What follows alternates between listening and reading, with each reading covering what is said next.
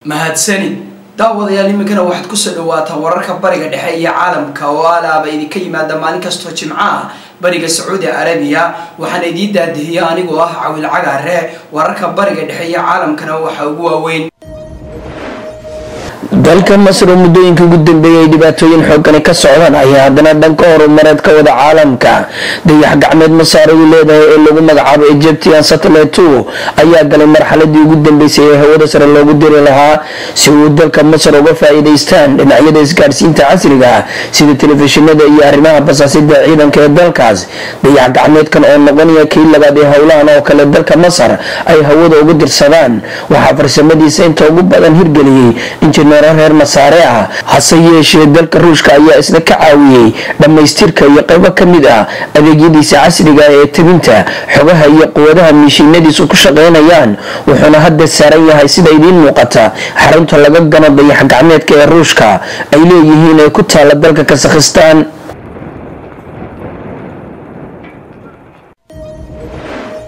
dacda cajiba ayaa ka dhacday gobolka Masandar ee dalka Iran kadib markii dambiile dil geystay oo daldalaad u xukunaa kaas oo ay badbaadisay hooyadii wiilka uu dilay ee gacan ku dhiglahaasi ay sii daysay Bilal ayaa la badbaadiyay iyada oo xariga lagu daldali lahaa qoorta loo galiyay waxa goobta ka soo baxday hooyada wiilka la dilay oo dhirbaaxo kaga geysay Bilal dabadeedna sheegtay inay cafisay dhacdadan warbaahinta caalamku ay wada baahiyeen ayaa kaga yaabisay caalamka oo dhan iyadoona ay noqonayso tii ugu horeysay dalka Iran ka dhacdo ee soo shacbaxda Bilal ayaa dilay Hussein oo 18 jir ah muddo iminka laga joogo 7 sano waxaana uu ilaa iyo intaas ku xukunaa dil daldalaad ah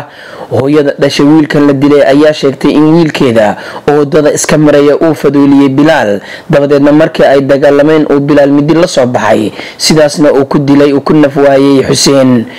dalka Iran ayaa waxa caado u ah xukunka daldalaada qofkii qof dila in la soo taago birta daldalaada Iran ayaa ka dalbanaysa guddi ka socda qaramada midoobay inuu qabto kulan gaar ah oo looga hadlayo go'aanka Mareykanku ku gaaray fiise ama dalku gal loo diiday diblomaasiga reer Iran ay xusheen inuu danjiro uga noqdo qaramada midoobay mas'uuliyiinta Mareykanka ayaa ka hor yimid magacaabista danjire Xamiid iyagoo ku xidhiidhinaya inuu qayb ka qaatay qabsashadii safaaradda Mareykanka ee magaalada Dhahran sanadkii 1979kii afhayeenka aqalka cad Jay Carney ayaa sheegay in xulashada Iran diblomaasigan aanay shaqayn karin warqad ay qoreen diblomaasiyiinta Iran ee qaramada midoobay ayaa waxay ku xuseen in go'aanka xukuumadda Washington uu saameyn ku yeelanayo hanaanka diblomaasiyadeed isla markaana uu abuurayo tusaale khatar ah waxaana Iran ay sheegtay in fiisaha ama dalku gal loo diido xubin ka tirsan qaramada midoobay ay ka hor imaanayso xeerarka caalamiga Iran waxay doonaysaa in guddiga qaramada midoobay ugu qaabilsan xiriirka degdega ah waxa uga qabtaan arrintan dalka Qubrus oo madax ka ah guddigan ayaa wakaalada wararka Reuters waxay ku sheegeen ama ku xaqiijiyeen danjiraha Qubrus in qaramada midoobay Nicholas Imlo oo sheegay in kulanka ay Iran dalbatay laga yaabo inuu dhaco toddobaadka dambe رئيسul wasaaraha cusub ee dhawaan loo magacaabay wadanka Liibiya Abdallah Al-Tiin ayaa sheegay inuu xilka iska casilayo kadib markii kooxaha Maleeshiyada ay weerar ku qaadeen qoyskiisa bayaan uu soo saaray ra'iisul wasaaruhu ayuu ku sheegay in weerarkaasi aysan cidna ku dhaawacin balse ay sigteen Masar Al-Tiin ayaa toddobaadkii tagay la xaqiijiyay inuu noqonayo ra'iisul wasaaraha cusub kadib markii xilka laga qaaday Ali Zidane oo lagu eedeeyay inuu wax ka qaban waayay ammaanka dalka Liibiya macluumaadka ku aadan wararka ayaa kooban mana cad cidda ka dambeysay hase yeeshee waxa ay u muuqataa inuu weerarkan ka dhacay wadada aada gegada diyaaradaha ee caasimadda Tripoli warqad lagu daabacay barta internetka ay dawladda Liibiya leedahay ayuu Master Tini ku sheegay in isaga iyo qoyskiisa ay dhibaato ka soo gaadhay weerar fulinimo ah taas oo uu sheegay in uusan aqbali karin in dhibaato loo geysto qoyskiisa xilka loo magacaabay aawadiis afhayeenka ra'iisul wasaaraha Liibiya Ahmed Amin ayaa sheegay in Master Tini iyo golihiisa wasiirada ay sii shaqayn doonaan ilaa iyo inta ra'iisul wasaare cusub ay ku magacaabi doonaan baarlamaanka Liibiya Masar Al-Tini ayaa waxa loo magacaabay horaantii bishan inuu noqdo ra'iisul wasaare ku meel gaar ah iyadoo awoodiisa la ballaadhiyay toddobaadkii la soo dhaafay iyadoo shardi looga dhigay inuu sameeyo dawlad cusub xasilooni ku soo dabaasha wadanka Liibiya xukuumadda Liibiya ayaa hakad ku jirtay tan iyo markii shaqada laga eriyay bishii la soo dhaafay ra'iisul wasaare hore Ali Zidane liibiya ayaa waxaa hadheeyay deganaansho la-aantan iyo markii ay kooxo hubaysan ay xukunka ka tuureen mucamar al khadaafi 2011. warbixin ay qaramada midoobay ay ka diyaarisay xadgudubyada xuquuqda aadanaha ee ka dhaca dalka Syria ayaa sheegaya in ay jiraan sababo la aamini karo in la adeegsaday hubka kiimikada ah. baarayaasha qaramada midoobay ayaa aaminsan in 4 jeer ay dowladdu adeegsatay hubkan iyo in hal mar ay adeegsadeen mucaaradku, balse ma aysan sheegin nooca kiimikada ah ee la isticmaalay. warbixintan ayaa waxaa laga saleeyay waraysiyo ay ku marag kaceen dadka dhibaatadu ay ka soo gaadhay colaadda dhaqaalaha, caafimaadka iyo goobjoogayaal kale. wariyaasha ayaa sheegaya inuu warbixintu ay sharaxayso wadanka oo kusii fogaanaya waxashnimada oo ay caadi ka noqdeen rabshadaha foosha xun, iyadoo caruurtana lagu khasbo inay ka qayb qaataan xadgudubyada ay ka midka yihiin dadka la qurgooyo. dhanka kale qaramada midoobay ayaa sheegay in qaxooti fara badan oo Syrian ay ka carareen dagaalada Syria laga diiwaangeliyay dalka Lubnaan. qaramada midoobay saraakiil u hadashay ayaa sheegay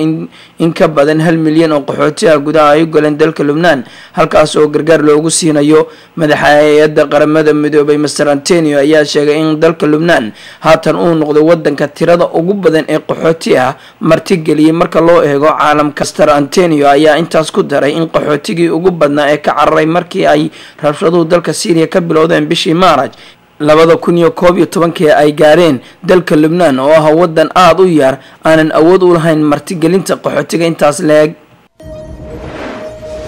wadahadaladii nabadda ee bariga dhexe ayaa la sheegay inay dib u bilaabanayaan. ra-iisul wasaaraha Israa'iil Benjamin Netanyahu ayaa u muuqday inuu hoos u dhigay waxyaabihii laga rajeynayay wadaxaajoodyada soo socda ee dowladiisa ay la yeelanayso Falastiin, isagoo sheegay in dowladiisu ay hadallada ay noqon doonaan kuwa aad u adag, isla markaana heshiis kasta ama natiijad kastoo ka soo baxda ay dhaqangal ku noqon doonto oo kaliya marka afti laga qaado shacabka reer Israa'iil. laakiin Mr. Netanyahu sidoo kale wuxuu sheegay in wadaxaajoodyadu ay yihiin mid Israa'iil ay ugu jirto dano istiraatiijiyadeed, isagoo soo dhaweeyay in wadaxaajoodka la sii anba qaado 4 sanadood kadib markii uu hakad ku yimi.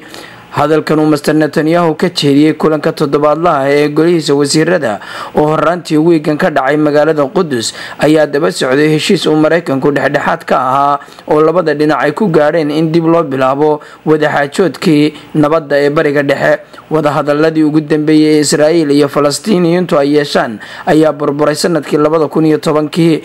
xuduudaha qaxootiga, ammaanka dhulka Yuhuudda lagu deegaameynayo iyo mustaqbalka magaalada Qudus ayaa ka mid ah arrimaha ugu waaweyn ee Israa'iil iyo Falastiin aysan weli xal ka gaadhin. dhanka kale ciidanka Yuhuudda ayaa maanta la kulmay duqeymo aad u culus oo kaga imaanayay mujaahidiinta Falastiiniyiinta ah. ciidankan ayaa xilliga duqeynta ku bilaabanayay waxa ay duqeynay ka wadeen jiidda Qasa oo ah goob ciidanka Yuhuuddu ay ku dhibaataysayaan dadka Falastiiniyiinta ah ee ku dhaqan halkaas. wasiirkii hore ee ka qaabilsanaa dowladda Yuhuudda ayaa sheegay in ciidanka Yuhuudda aanay lahayn awood wax ku weeraraan marka laga reebo inay madaafiic ku ganaan ama ku weeraraan goobaha ka fogfog, taana ay tahay tababar darrida haysata ciidanka Yuhuudda oo ay caalamka ka aaminsan yihiin inay yihiin awood aan loo geli karin. isku soo wada duuba warbaahinta carabta qaarkood ayaa si aad ah u bombooniya dhibaatada ay Yuhuuddu geystaan dadka Falastiiniyiinta, ayagoo iska indhatira dhirbaaxooyinka kulkulul ee Yuhuudda dusha looga saarayo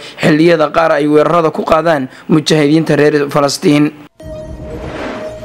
dhaqaalaha Ruushka ayaa hoos u dhacay 3 bilood ugu horeysay ee sanadkan, iyadoo xasarada Ukraine ka taagan ay walaac weyn ka abuurtay maalgeliyayaashaas. wasiirka dhaqaalaha Ruushka Alex ayaa sheegay in dhaqaalaha uu kobcay 0.8% 3 bilood ugu horeysay sanadkan. saadaal horey loo bixiyay ayaa lagu xusay in dhaqaalaha uu kobci doono 2.5%. Mareykanka iyo midowga Yurub ayaa xanibaad ku soo rogay hantida qaar ka mid ah dadka Ruushka ah, isla markaana ka fikiraya in cunaqabatayn ballaaran ku soo rogaan Moscow iyagoo jawaab uga dhigaya xiisadaha ka taagan Ukraine.